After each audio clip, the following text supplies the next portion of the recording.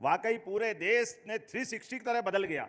जोरदार दोनों हाथ ऊपर करके जोरदार ताली बजा के अभिनंदन करें यशस्वी रक्षा मंत्री हमारे वरिष्ठ नेता माननीय राजनाथ सिंह जी का। सच में भाई साहब, आपका 2-4 महीने में दूसरी बार रायसेन में पधारना और 2 बड़ी बड़ी सौगात।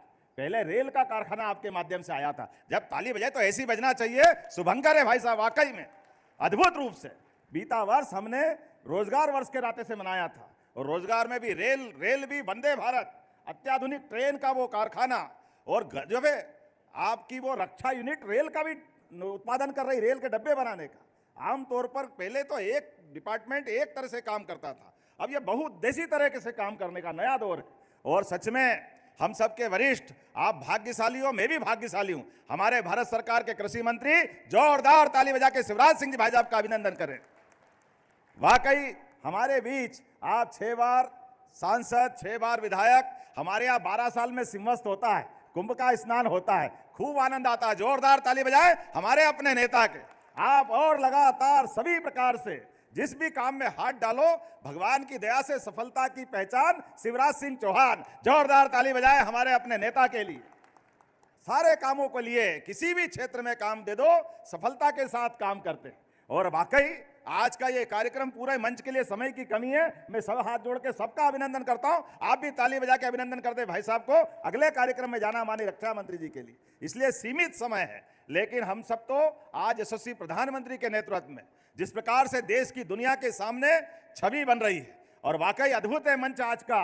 एक तरफ सीमा पे जवान और उसके रक्षा मंत्री हमारे बीच माननीय राजनाथ सिंह जी, और खेत में किसान, दोनों का मान सम्मान बराबर है। यह आयोजन आज दोनों की गरिमा बढ़ाने वाला है। हमारे लिए सौभाग्य की बात है, आज सीमा पर भी देश सुरक्षित है, और हर क्षेत्र में किसान के माध्यम से भारत का मान बढ़ रहा है, सम्मान बढ़ रहा है। अब खाद्यान्न उत्पादन में भी देश दोगुना निर्यात कर रहा है। यह भारत सरकार का कमाल है। जोरदार ताली बजाओ। दोगुना निर्यात किसको कहते हैं? कांग्रेस के जमाने में खाने के गेहूं भी आयात करने पड़ते थे, और 60-70 के दशक में तो कांग्रेस के नेताओं के माध्यम से देश ने कहा कि खाने के लिए तकलीफ है तो उपवास के मार्ग पे ले जाए गए। लेकिन आज अपने इस बात का गर्व है, अकेला रायसेन 47 देशों में बासमती चावल का निर्यात कर रहा है। जोरदार ताली बजाए अपने खुद के लिए।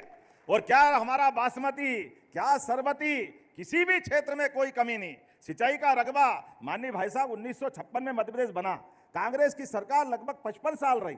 मध्य प्रदेश का सिंचाई का रकबा केवल 7.5 लाख हेक्टेयर था। यह कांग्रेस के शासनकाल का हिसाब था। गेहूं का दाम 90, 95, 100, इससे आगे नहीं था।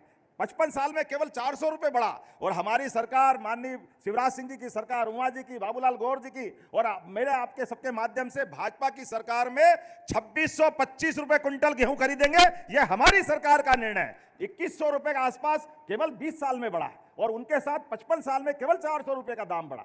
सिंचाई का रकबा भी अद्भुत, 7.5 लाख हेक्टेयर से 44 लाख हेक्टेयर भाई साहब ने छोड़ा था। जोरदार ताली बजाओ। कहां हमारे किसानों के लिए सिंचाई का रकबा एक बार कहां से कहां पहुंचाया। बिजली दिन में मिल रही है, उस समय रात में नहीं मिलती थी। बोलने के लिए तो बहुत देर तक बोल सकते हैं, लेकिन हमारे लिए यशस्वी प्रधानमंत्री का भी जोरदार ताली बजा के अभिनंदन करें श्रीमान नरेंद्र मोदी जी का, जिनके माध्यम से किसान, महिला, गरीब, युवा, ये जो 4 श्रेणी अलग अलग प्रकार से विभक्त की है, और हर वर्ग के लिए वही काम कर रहे हैं। जैसे ये प्रदर्शनी का अद्भुत पंडाल है, ऊपर से देख रहे थे तो ऐसा लगा नया नगर बस गया।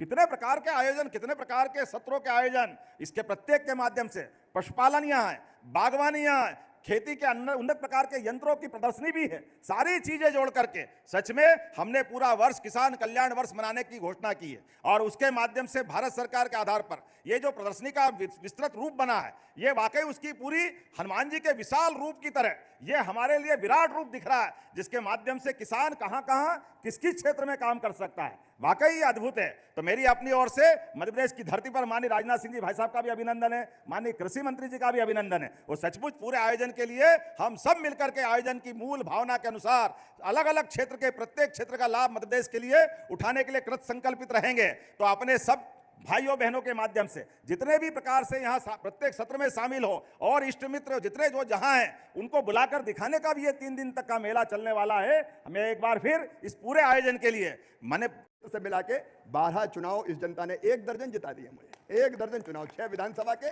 और 6 लोकसभा के लिए। मेरे लिए तो किसान ही भगवान है, और ये जनता ही जनार्दन है। आपकी सेवा ही भगवान की पूजा है। प्रधानमंत्री जी के नेतृत्व में किसान और कृषि के विकास का एक महायज्ञ चल रहा है। हमें और हम भी पूरी शिद्दत से, पूरी गंभीरता से ये कोशिश कर रहे हैं कि किसानों की आमदनी कैसे बढ़े। हमारा लक्ष्य देश की खाद्य सुरक्षा सुनिश्चित करना। 140 करोड़ भारतीय हमारे भरपेट भोजन पाएं, पोषण युक्त अनाज और अन्न उनको मिले, फल सब्जी मिले। और आज के जमाने पे दूसरे पे तो निर्भर रह ही नहीं सकते भैया, इसलिए आत्मनिर्भर बने, इसका महायज्ञ चल रहा है। और किसान भाइयों, फोकस है आप।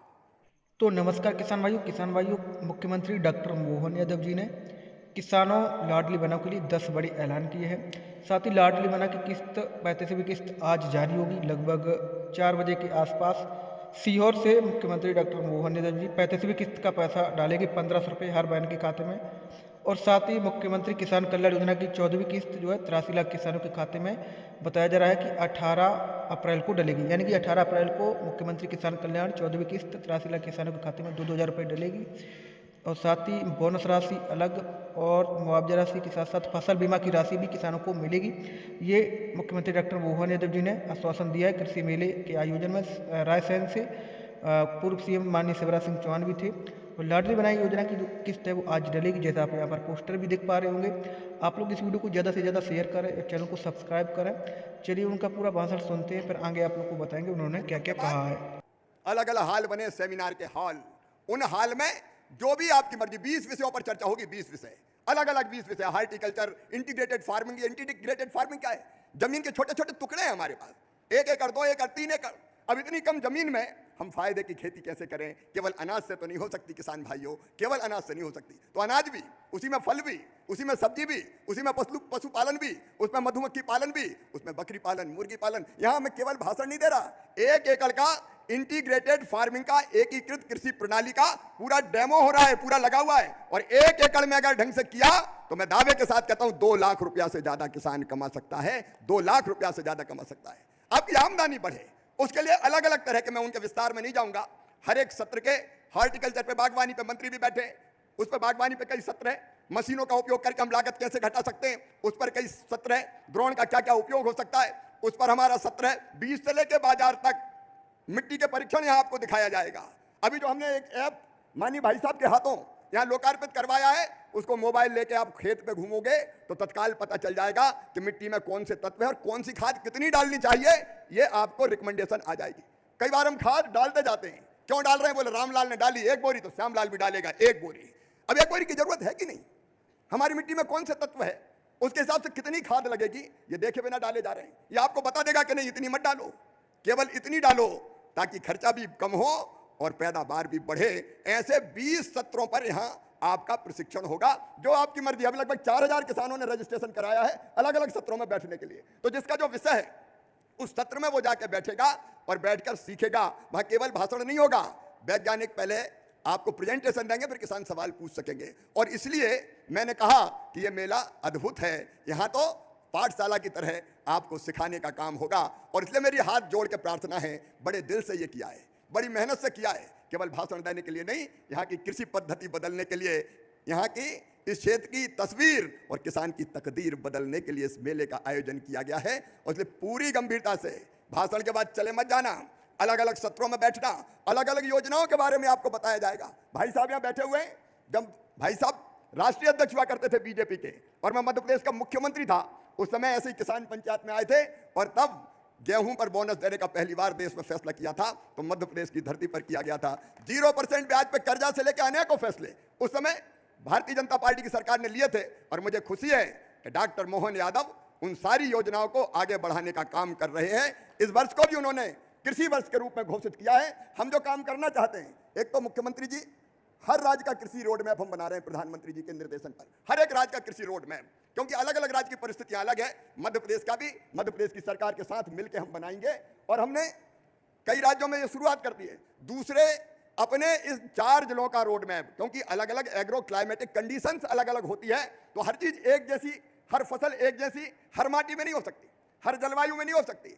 और इसलिए इन 4 जिलों का कृषि रोड मैप हमारे वैज्ञानिकों ने बनाया। एमएल जाट यहाँ बैठे हैं, उनकी पूरी टीम बैठी है वैज्ञानिकों की, इन्हें बड़ी मेहनत से बनाया है। कल ठीक दोपहर को 1 बजे ये रोड मैप यहाँ घोषित किया जाएगा कि इसमें फलानी फसल, यहाँ हार्टिकल्चर कैसे हो सकता है, उसके लिए हम क्या कर सकते हैं, कौन से इलाकों में हो सकता है, दलहन की कौन सी खेती हो सकती है, कौन सी फसल, बीज की कौन सी किस्म, और अगर बाग लगाना चाहते हो तो कौन से पौधे, ये सब उसमें आपको बताया जाएगा। और मुख्यमंत्री जी मध्य प्रदेश सरकार के साथ मिलकर केंद्र सरकार की योजना और राज्य सरकार की योजनाओं के माध्यम से उस रोड मैप को यहां धरती पर लागू करने में हम कोई कसर नहीं छोड़ेंगे, क्योंकि ये कार्यक्रम केवल कार्यक्रम के लिए नहीं है, हम तो सचमुच में आपकी जिंदगी बदलना चाहते हैं। तो कृषि मंत्री रहने का फायदा है, और नहीं तो केवल कुर्सी पे बोझ बन के बैठने का क्या फायदा। और इसलिए मन में एक ही तड़फ है, मन में एक ही लगन है, मन में एक ही धुन है कि हम एक मॉडल बनाएं इस क्षेत्र की कृषि को बदल